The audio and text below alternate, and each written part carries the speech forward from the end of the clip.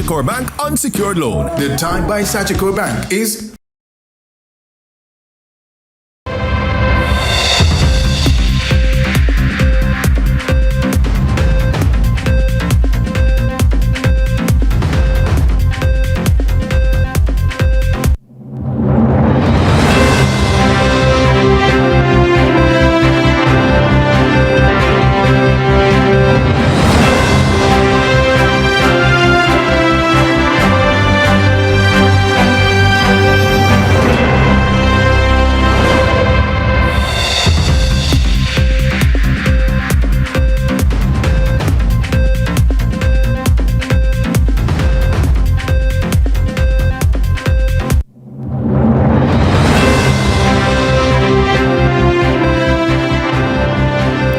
Tonight in CVM News at 7, man killed in Porus, Manchester. Trafalgar Park residents flooded out again. MP offers assistance. There's more to learn in Farming Forward, while in Inspire Jamaica closes out Cancer Awareness Month with part 1 of a series on the difference of presents. And in sports, stalemate that is, draws to commence Jamaica Premier League match week 6.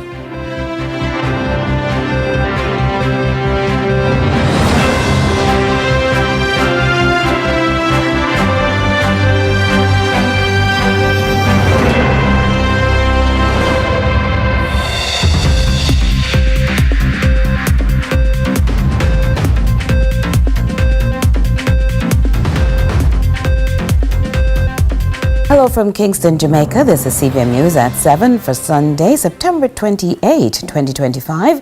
I am Curlin Brown. Thanks so much for joining us.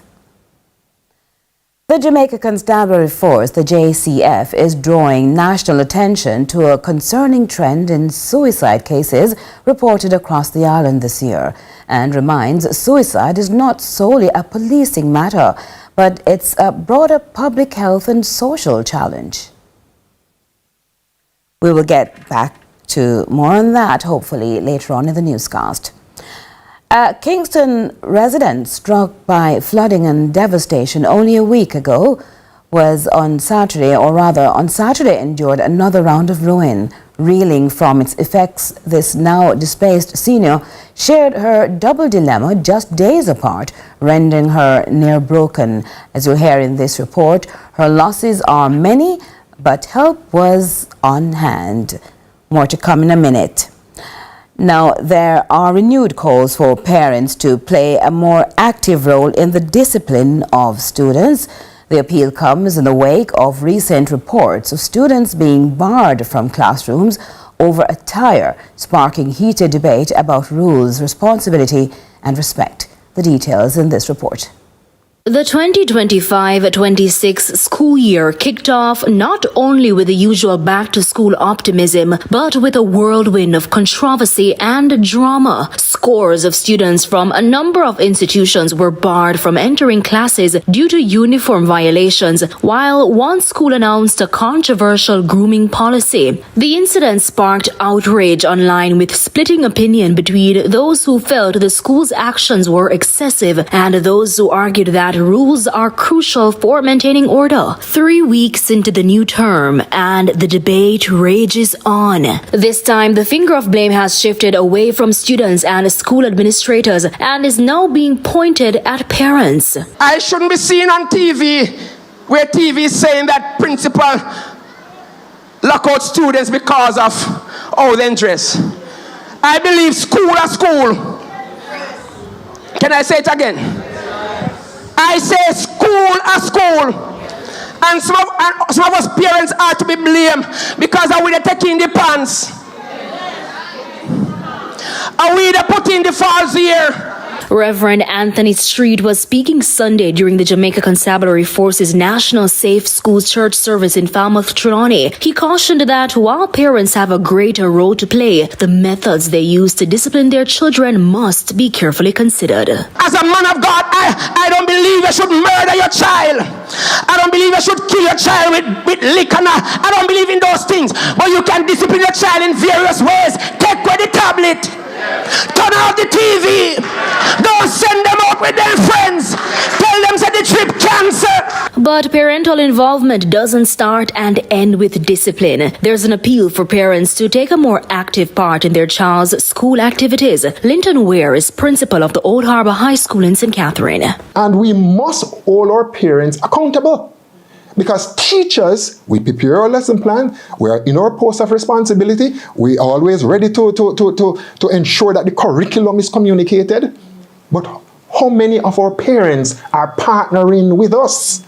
Not many of our parents are partnering with us. And that is where a lot of the breakdown is taking place.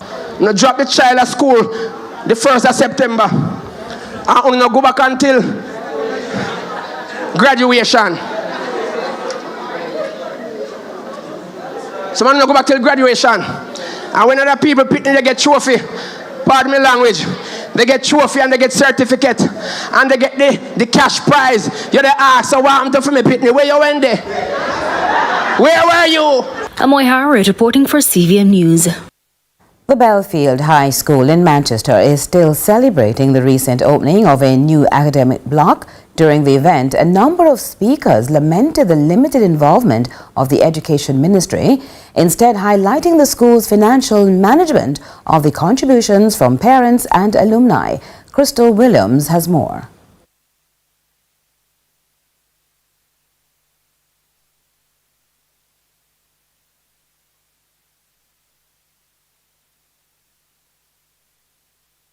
We do apologize for the absence of the audio in that report. Now, Member of Parliament for Western St Andrew, Anthony Hilton, is sounding the alarm on what he describes as the imminent structural failure of Sandy Gully, the largest gully in Jamaica. He says years of neglect, poor waste management and delays in government intervention have put communities like Waterhouse, Seaview Gardens, Riverton City and Washington Gardens at serious risk of flooding and loss of life. The communities tell me from their experience that the water that comes to Lenwood Road accumulates at the top of West Bay Farm Road and along West Bay Farm Road, coming from all the way up at Red Hills and Mullines and these places, and in search of an outlet. As it stands now, the outlet would be Sandy Gully, but Sandy Gully is a ways from the top of West Bay Farm Road, which begins at Penwood Road, and to get down to the bottom of West Bay Farm Road. It's probably about a mile and something. Falmouth Artisan Village was launched with high hopes in April 2024, designed to showcase Jamaican culture and create new opportunities for local artisans. But several months later, many are saying sales are slow, with some struggling to attract customers. Our reporter Akeem Orrit has their stories.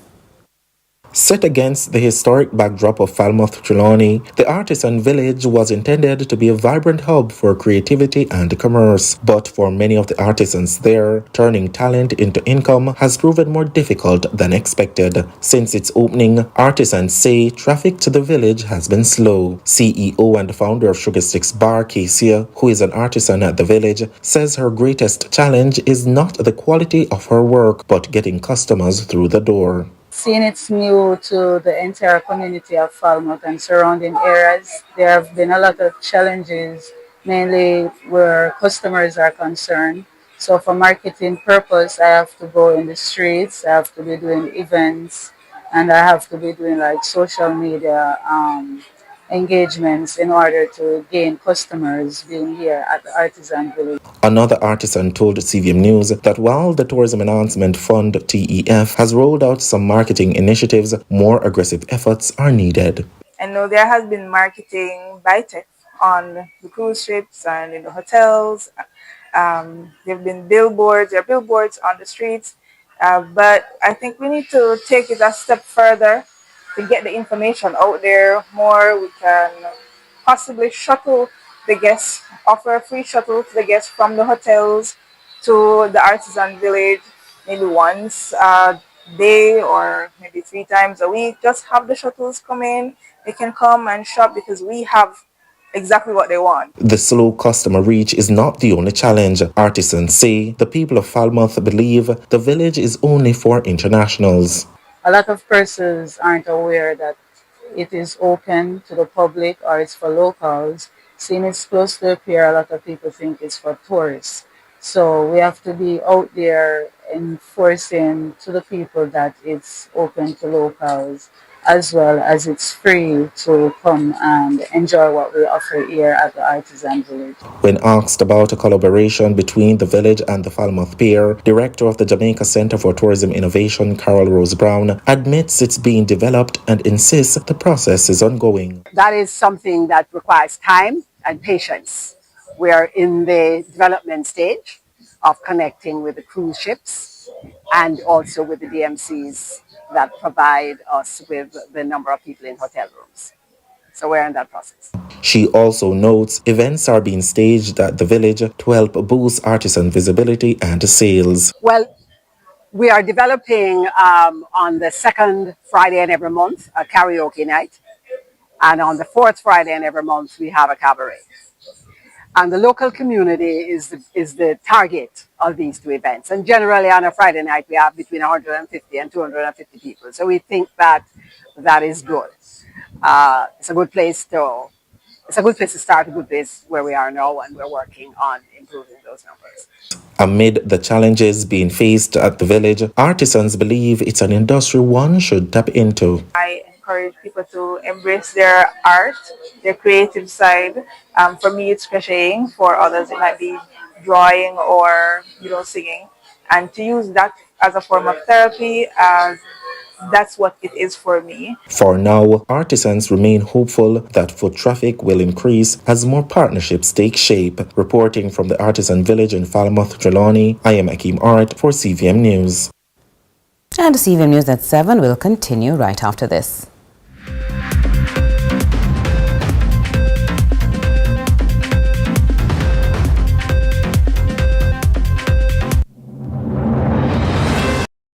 Need to replace or amend your exam certificate? The Overseas Examinations Commission can help. The local service charges $3,960 Jamaican dollars. Apply using our new service portal, OEC Online. With OEC Online, you can pay for our services from anywhere, right at your fingertips. Locate us at 6 Manhattan Road, Kingston 5, or 18 Queens Drive, Montego Bay, or call 876-618-3721, or visit our website at overseasexams.org.jm. The OEC, your trusted partner for certificate services.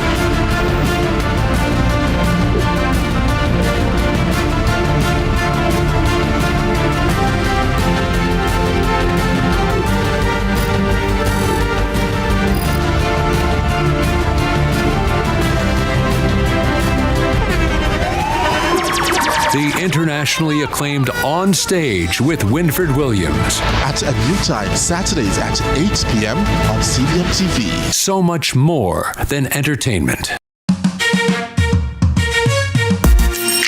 Hey everybody, I'm Yendi, and this is Odyssey with Yendi. In this space, we connect with some of your favorite people as they share their journeys. Here we have some unfiltered conversations as we deep dive into their inspirations, motivations, and experiences to inspire our own life journey.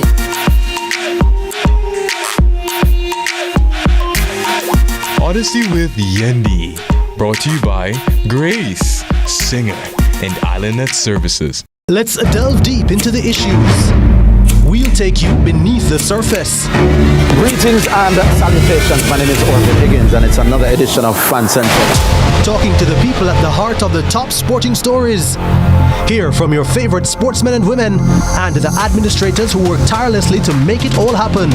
It's a live sports talk. I've written an entire article. Yes. Looking at all the major issues every Tuesday at 9 p.m. It's Fan Central.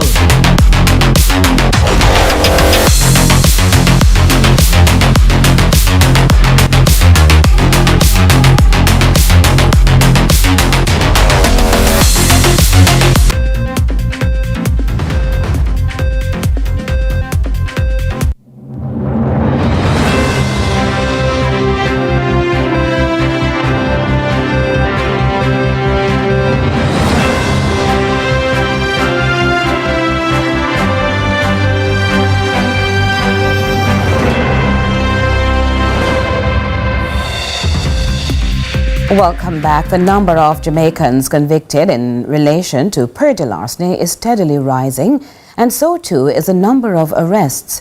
Agriculture Minister Floyd Green notes a nearly 70% rise in related arrests since January this year. He is commending the efforts of the special branch of the Constabulary restoring order and safety in the sector. Larceny charges are on the rise. That's according to Portfolio Minister Floyd Green. This as he lauds the government's efforts in the fight against agriculture theft. The government is definitely making significant progress in the fight against Praedial larceny, and this progress has been bolstered by the Agricultural Protection branch of the JCF.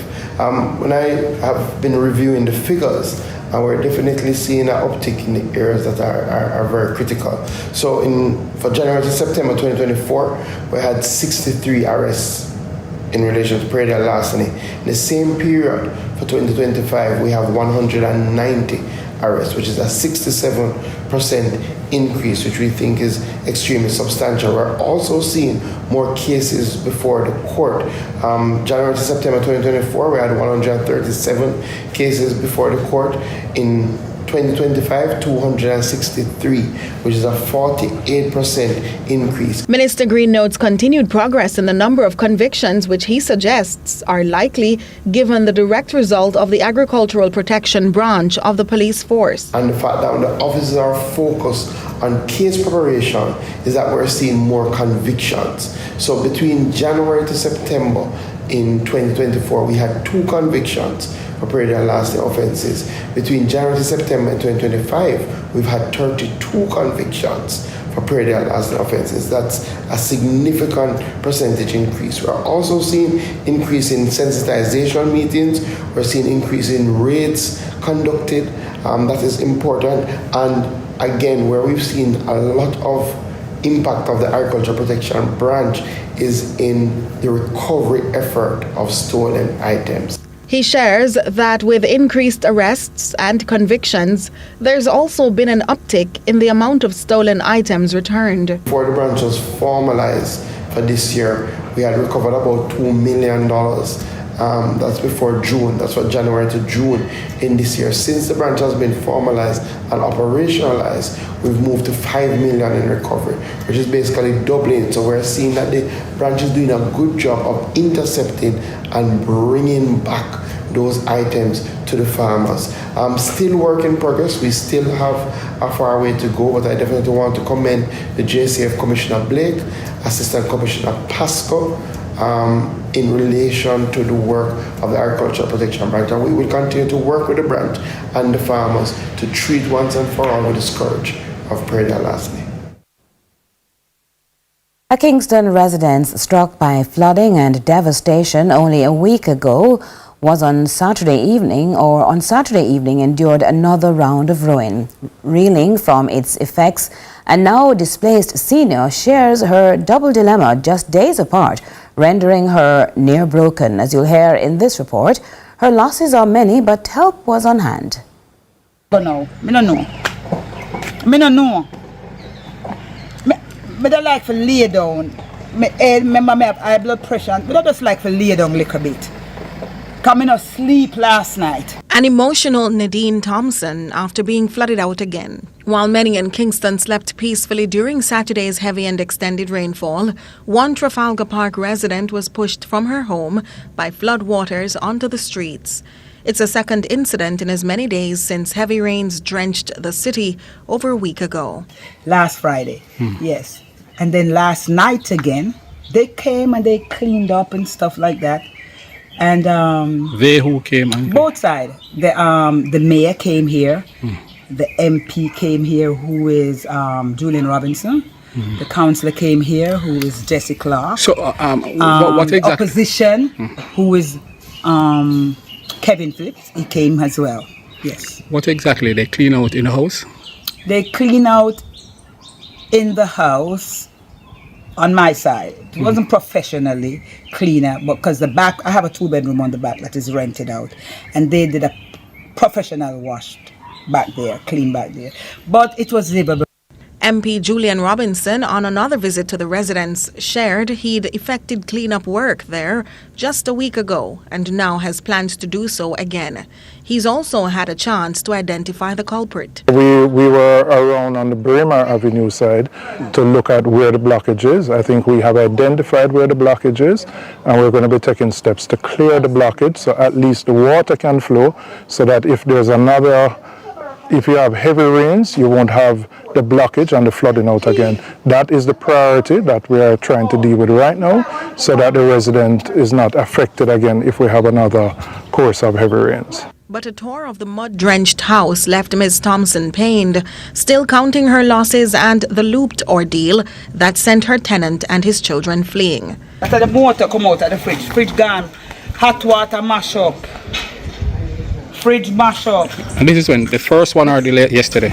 No, this mash up Friday, I'm fix it. The man come, in charge, me have the receipt, 87,000 for fix back that I'm buy, that I put back the fridge, it gone again. Hot water, gone again. Repair for fix back the washing machine so I can wash, so I can save, gone again. That's after her tenant alerted her sometime after 11 p.m. to the deluge Saturday, which she woke and stepped into. The gully nearby is still unable to handle the downpour. Her closest relatives are miles away in Manchester, but her duty demands her at a home she finds no safety in now. Nika Lewis, CVM News. TikToker Jamie Warlock was shot and killed sometime this afternoon in Porus, Manchester. He's believed to be in his 20s. The police say they were summoned by residents, alerting them to an incident near the St. Tullies River. One local described the incident as surprising and unfortunate.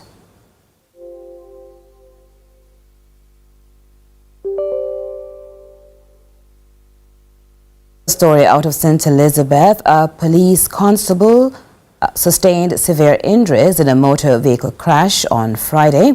Reports indicate Ezroy Booth lost control of his motorbike and crashed into a pole. Now, according to commanding police officer for St. Elizabeth Superintendent Coleridge Minto, financial assistance is needed to support the policeman's recovery. We'll continue with the CVM News at 7 right after this.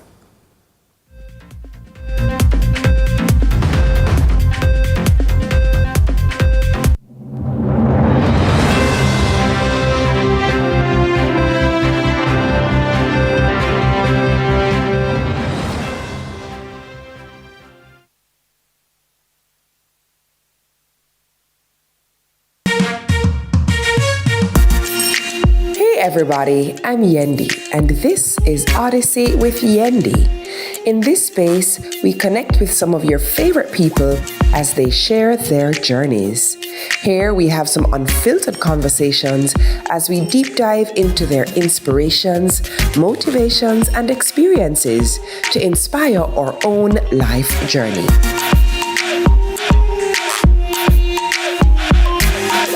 Odyssey with Yendi.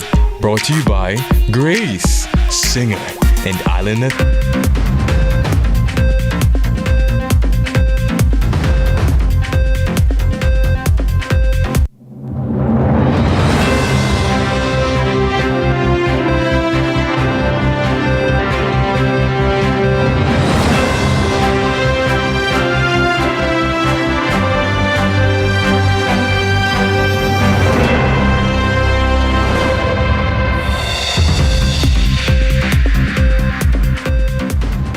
As we welcome you back, we want to remind you of the St. Elizabeth police constable who sustained severe injuries in a motor vehicle crash on Friday. Reports indicate Ezroy Booth lost control of his motorbike and crashed into a pole. And according to commanding police officer for St. Elizabeth Superintendent Coleridge Minto, financial assistance is needed to support his recovery. Doctors have confirmed that both legs are broken, as well as he sustained other internal injuries, to include also his pelvis. He lost a lot of blood during this accident, and so there is an appeal for those who are able to donate blood for Constable Booth to do so and to indicate that the blood is for Constable Ezroy Booth.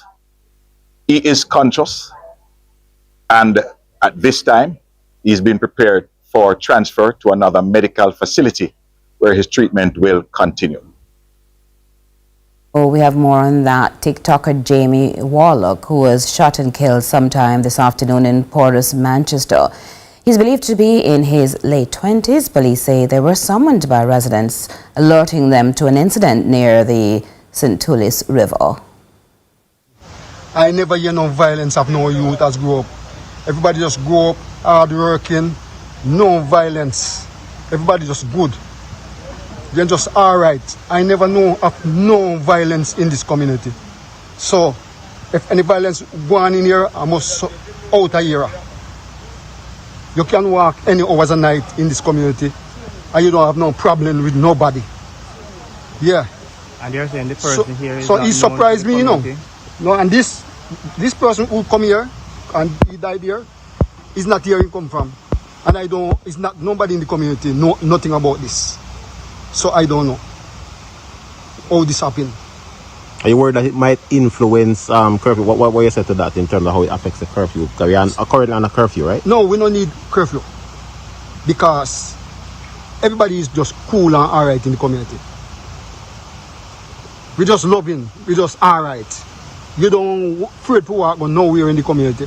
You walk any hours, no matter how where you want to go in the community walk. Everybody just alright, just nice with one another.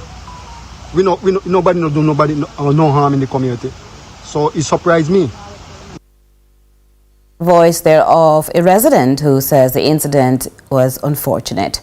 Now, every farmer has different practices to assist them to get the best out of whatever it is that they have to offer. We want to tell you that their efforts in this week's episode of Farming Forward, Drusel Mills takes you on a journey to gain some knowledge provided by a young farmer. Guess which parts of the island we visited for this week's journey. Here's a hint: cool breeze and a beautiful view of the Caribbean Sea. We are in St. Anne. We caught up with Tivin, who is a young farmer. So it's just a farm. And CVM is going to spend the day with us, walking through the different crops that we produce, how we prepare our land, and other future endeavors as relates to It's Just a Farm. And it's not just a farm, CVM TV. A simple yet different and catchy name for a business. Like the name of the business, this Farming Forward is different. This week, we aren't looking at the harvesting process. We are looking at the preparation of the land before the fruitfulness comes alive. So these lines are what are called drip lines, irrigation lines, and they normally come with pre-selected holes. For this application, these holes are 2 feet apart. 2 feet apart, I would normally plant them like 3 feet wide to facilitate the growth of the trees, because we don't want them too clustered, especially now that we are going into the winter season. We want to allow as much space for aeration. The irrigation system using the black pipes helps with water control for the plants. You've got to strike just the right balance between how little or how much they get. It constantly drips at the plant, providing the right volume of water over a period of time, as opposed to just throwing, say for example, certain millimeters or milliliters of water at the plant at the root. They haven't gotten any water from morning because these were recently transplanted. As you can see, what we can do is we can demonstrate how the whole irrigation system works. Okay, then let's go. Tivin explained the watering process for his crops. To water the crops, so we have two methods. Sometimes we use gravity feed. That's when the drums are filled with water. When they're full of water, we gravity feed them.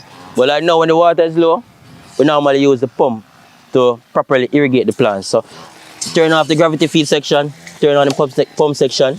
There's a trick to this young farmer's production of big healthy bell peppers and his other produce. He doesn't water his plants with the chlorinated pipe water. Instead, he uses water collected directly from the river. Tivin believes in big dreams, aspirations, and God's eternal guidance. This is what keeps him going.